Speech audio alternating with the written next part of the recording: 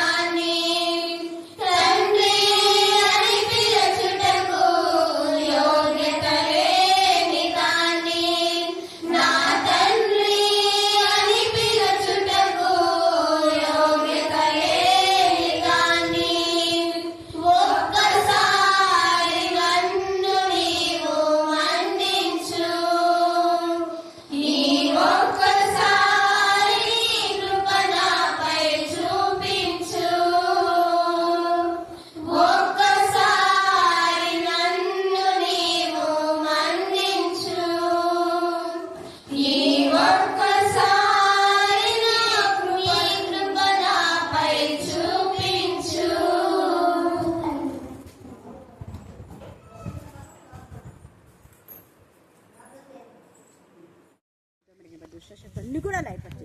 సాధనకి లయపరచమని తండ్రి కుమార ఏకదేవుని దేవుని అబ్రహాం ఇస్సాకు యాకోబుని మెండుగా ప్రోత్సహించడం మీరు చేస్తున్నామని ప్రార్థిస్తున్నాం తండ్రి. ఆమేన్ ఆమేన్ ఆమేన్ ఆమేన్ ఆమేన్. దేవాలయ సంఘం నామలు ఎంతో దేవాలయ సంఘంలో మనకరంగా వాడుతున్నారు. సైమనందరూ జీవనం మంది సంఘందరూ కూడా ఈ బంధువులు బంధువులందరినీ పనులు ఇంకా సంఘ దగ్గరగా ఉన్నారు.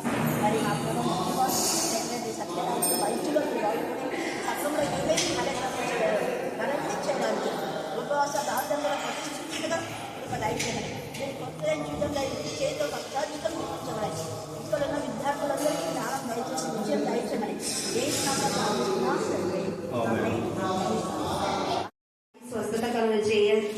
స్వస్థత కలుగజేయదలంచగా ఎఫ్రాయిము దోషమును షోమ్రోను చెడుతనమును బయలుపడుచున్నది.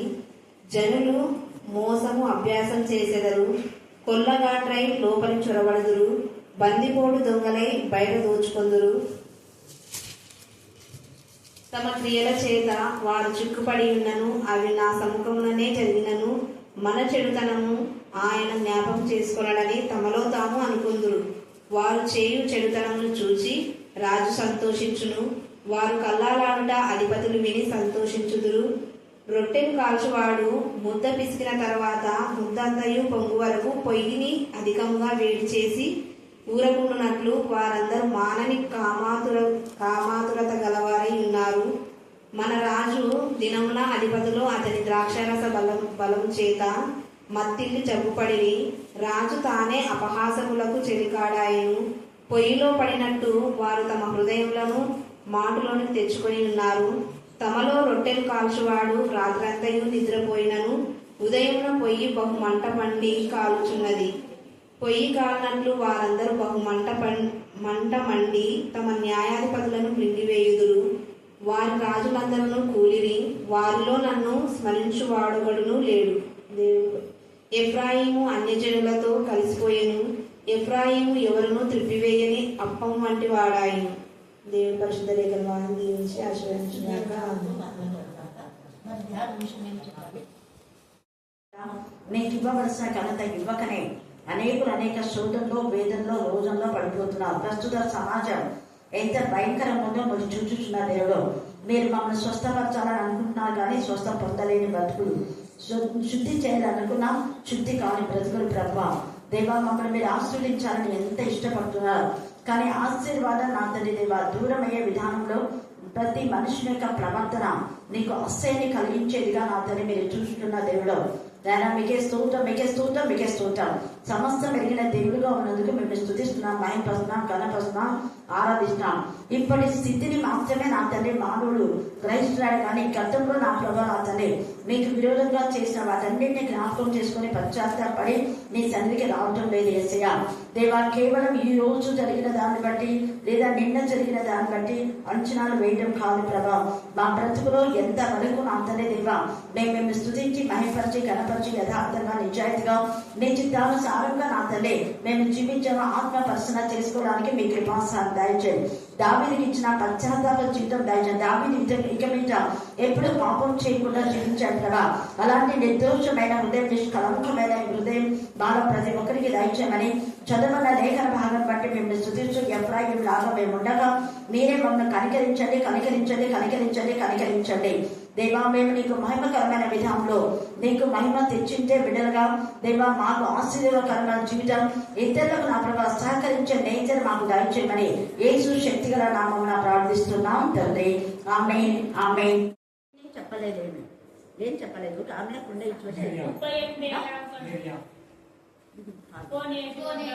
అది పూలే దగ్గర ఉన్న వ్యక్తిని నీకు పాపం ద్వారా ఇది వచ్చింది, ఇక మీద మరి ఎక్కువ పాపం చేద్దని అడుగుకో. అంటే నువ్వు ఎక్కువ చేసినావు, నువ్వు ఎక్కువ చేసినందుకే నీకు ఈ బతుకులు, కాబట్టి మరి ఎక్కువ పాపం చేయొద్దు. కొంతమంది చేతి విరిగిపోయిన వాళ్ళకంతా మరి ఎక్కువ పాపం చేయొద్దు అంటే పాపం ద్వారా వచ్చిందని. ఇంకొక గుడ్డివాడిని తీసుకొని వచ్చి ప్రభువా ఈ గుడ్డివాడుగా కూర్చోడానికి వీడి కన్నవారంటే వీడు కాదు, వీడి కన్నవారు కాదు. దీని గుడ్డిదనం ఎందుకు వచ్చింది? దేవుడి మహిమ. అర్థమైంది కదా ఇక్కడ?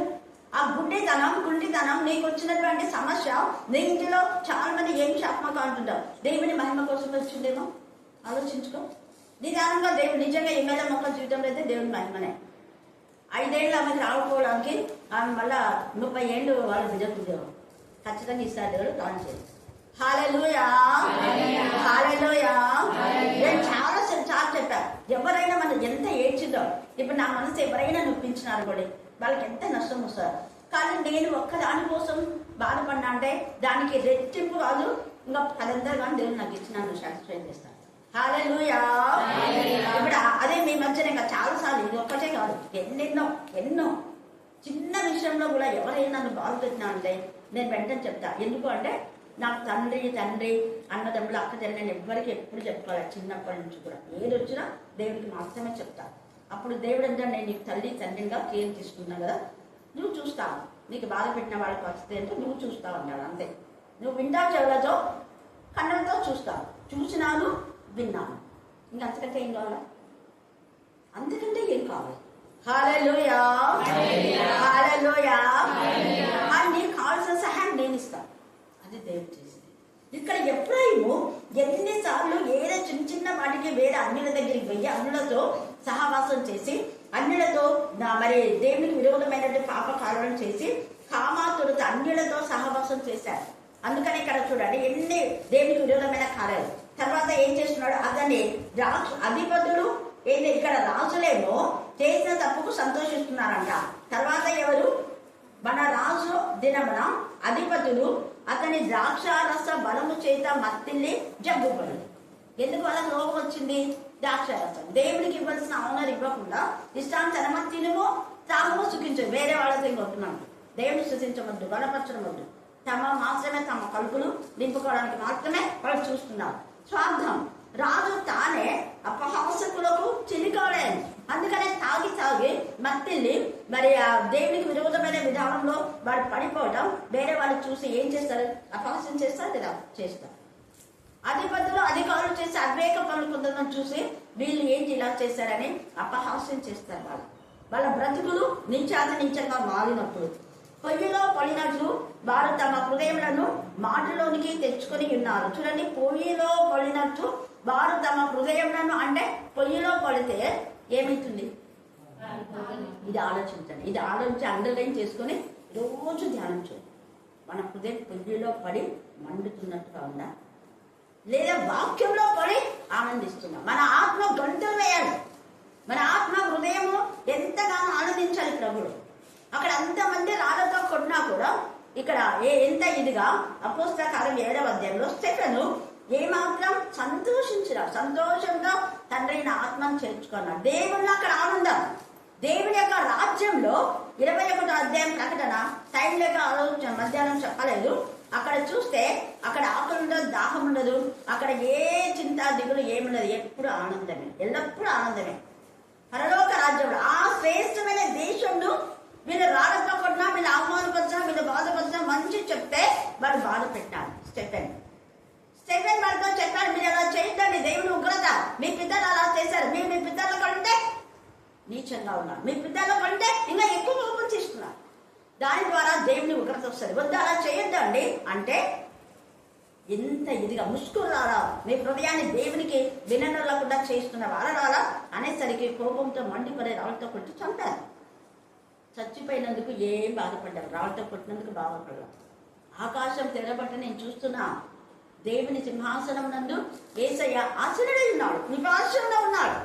చూసి చెప్పారు, ఆయన ఎందుకు కృపాసనంలో ఉన్నాడు? విజ్ఞాపన చేస్తున్నాడు, నీకోసం నా కోసం విజ్ఞాపన ఆత్మ గుడి. స్టెఫెన్ తండ్రి నా ఆత్మను చేర్చుకున్నా అంటేనే యేసయ్య లేచి, కృపాసన ఆసనుడైన యేసయ్య లేచి స్టెఫెన్ తీసుకున్నాడు. ఆత్మను చేర్చుకుంటే నాకు మాట్లాడరా అని చూడండి, లేచి నడిచి ఆహ్వానిస్తున్నాడు. యోహాను కూడా ఏమన్నాడు? పైకి ఎక్కిరా. యెహెజ్కేలు కూడా పట్టుకొని అంతా తిప్పేశాడు. దేవుని దక్షిణ హస్త, దేవుని కుడి హస్త, దేవుని పరిశుద్ధ బాహువు వాళ్ళకు తోడుగా ఉండేది. ఇక్కడ ఎఫ్రాయిముకి ఇదంతా తెలుసు. దేవుని మేలను పొందుకొని మళ్ళా ఇష్టానుసారంగా దేవుని స్తుతించడం, దేవుని గణపరచడం, బయలుపరచడం చేశాడు. మరి చేసే నీచమైన పనులను చేసుకుంటూ మరి అందుకని దేవుని కోపం వచ్చేసింది, హృదయం మండుతుంది, నెమ్మది లేదు, మాటలోడికి తెచ్చుకొని ఉన్నారు. తమలో రొట్టెలు కాల్చువాడు రాత్రి అంతా నిద్రపోయినను ఉదయం పొయ్యి బహు మంట నుండి కాల్చున్నది. పొయ్యి కాలునట్లు వారందరూ బహు మంట నుండి తమ న్యాయాధిపతులను ఏం చేస్తున్నారు? మింగివేస్తున్నారు. అంటే న్యాయమును మింగివేస్తున్నారు. నీ ఆత్మకు గుండె పని చేసుకొని నేను మాట్లాడిన మాటలు న్యాయంగా ఉన్నాయా? నేను న్యాయం చేస్తున్నానా? ఎప్పుడైతే ఇతరులకు మనం మేలు చేస్తామో మనకు మేలు జరుగుతుంది. లైఫ్లో గుర్తుపెట్టుకోండి. ఇతరులకు మనం న్యాయం చేకూరిస్తే మనకు న్యాయం చేస్తాడు దేవుడు. ఇతరులకు అందుకని ఇక్కడ మోసము చూడండి ఎంత చక్కగా ఉంది కదా. మోసం చేత వారి బ్రతుకుబాడులాగా చేసుకున్నారంట. ఇక్కడనే 1వ వచనంలో జనులు మోసం ఏం చేస్తున్నారంట? అభ్యాసం చేస్తున్నారు. ఒక అబద్ధాన్ని కమ్మిపెట్టడానికి 100 అబద్ధాలు. మోసం మోసం మోసం మోసం కాదా? ఒకటి చెప్పి ఇంకోటి చేయడం మోసం. చెప్పింది చేయకపోవడమే మోసం. మళ్ళీ గుర్తుపెట్టుకోండి. చాలా మందికి చెడ్డ అలవాటు ఏంటంటే మేమేం మోసం చేయలేదు అంటుంటారు. కానీ దేవుడు అంటే నువ్వు చేసింది మోసమే. చేసి దేవుడికి ఫలాన్ని చేస్తానని చెప్పి చెయ్యకపోవడమే దాన్ని ఏమంటారు? మోసం. అవునా కదా? ఎంత ఇది అబద్ధాలు ఒకటి రాస్తారు, ఇంకొకటి మాట్లాడుతుంటారు. మోసం కాదు అది? మోసం. నేను అదే అంట, మేము మోసం చేయలేదంటే నేను ఒకటే మాట అంటా, సిగ్గులేదు మోసం చేయలేదు అనడానికి. వాక్యం చదువు. చేసింది మోసమే. పేపర్లో ఏం రాసినావు అలా చేసావా? పేపర్లో ఒకటి రాసి ఇంకొకటి చేస్తే మోసం కాదా? దాన్ని మోసం అంటారు. చిరిగిపోయిన నోట్లు తెచ్చిస్తే మోసం కాదా? ఎంతమంది కాలుక దాంట్లో చిరిగిపోయిన నోట్లు వేస్తుంటారు. ఎవరికన్నా ఇవ్వవలసిన డబ్బు ఇచ్చేటప్పుడు కూడా అన్ని పనికి రాని తెచ్చి ఇస్తుంటారు వాళ్ళు. నాకు అట్లా ఇచ్చినప్పుడు వెంటనే రాసుకిచ్చిన రాజు బ్యాంక్లో మార్చుకొని వచ్చిన. ఏమే రాజు ఇచ్చినారు, ఏం చేయడం కానీ నేను కౌంటింగ్లో వచ్చేసినాయి. హల్లెలూయా.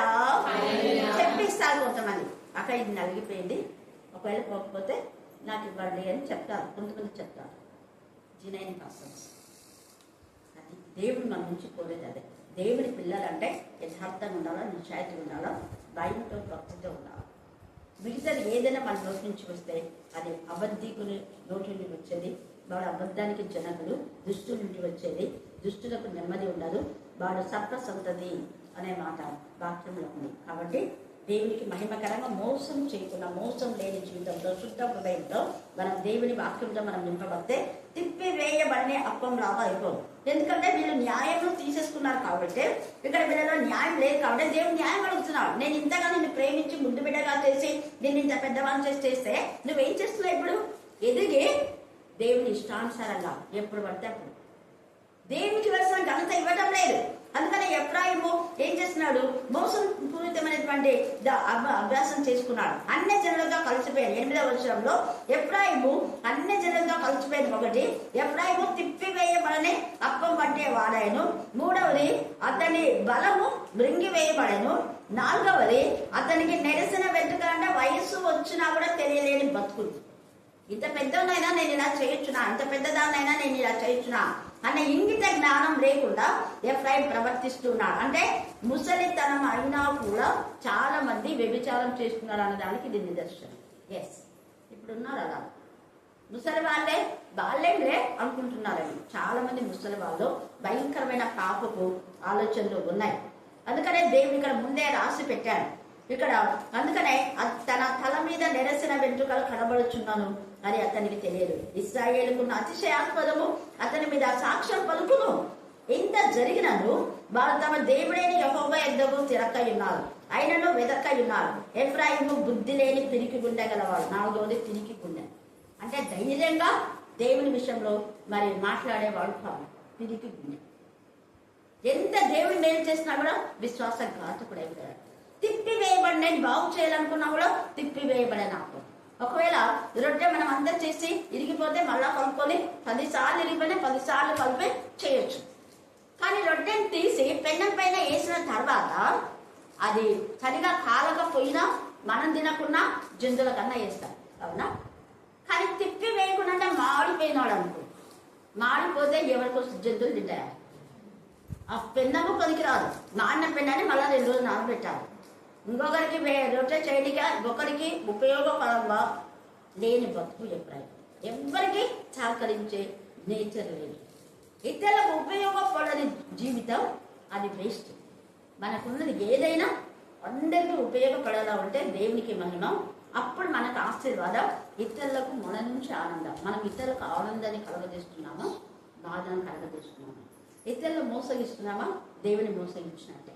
ఇతరులకు మనం మేలు చేయకపోతే దేవునికి మేలు చేయకుండా ఉండడమే. అంటే దేవునికి కీడు చేసిన వారన్నమాట. కీడు చేసిన వారి ఇంటి నుంచి కీడు ఎప్పటికీ తొలగిపోదు. ఎఫ్రాయిం లాగా కాకుండా మనం పశ్చాత్తాపడాలి. ఈ ఎఫ్రాయిం లాగా ఉన్నటువంటి వాళ్ళు ఎవరెవరంటే ఫరో లాంటి వాళ్ళు. ఎన్నిసార్లు చెప్పినా బ్రతుకులు మార్చుకోవాలి. కింగ్ సౌలు ఎన్నిసార్లు చెప్పినా బ్రతుకులు మార్చుకోవాలి. బెల్షాస్సర్ పశ్చాత్తాపడలేదు. ఇస్కరియోతు యూదా పశ్చాత్తాపడలేదు. యెజెబెలు ఎన్నిసార్లు చెప్పినాడు, మార్పు లేదు. అతల్య ఎన్నిసార్లు చెప్పినా మార్పు లేదు. సంసోను మార్పు పొందినాడు సంసోను. తర్వాత మనషే హిజ్కియా కొడుకు కూడా పశ్చాత్తాపడ చెరసాల్లో వేస్తేనే వెంటనే గౌకేక వేసి అతని పశ్చాత్తాపడ చాలా గొప్ప. అంత పశ్చాత్తాపానికి దేవుడు 55 సంవత్సరాలు రాజుగా బ్లెస్ చేశారు. మిగతా వాళ్ళు 2 సంవత్సరాలు 3 సంవత్సరాలు అలాగే దిగిపోయారు. కానీ మనషే 55 సంవత్సరాలు దేవుడు ఆశ్రయించాడు. కారణం పశ్చాత్తాపడినాము. కాబట్టి పశ్చాత్తాపం చాలా ప్రాముఖ్యం.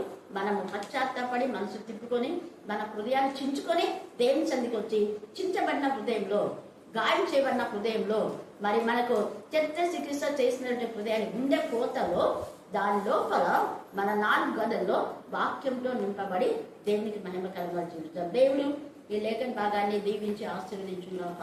ఆమేన్ ఆమేన్. మాత్రం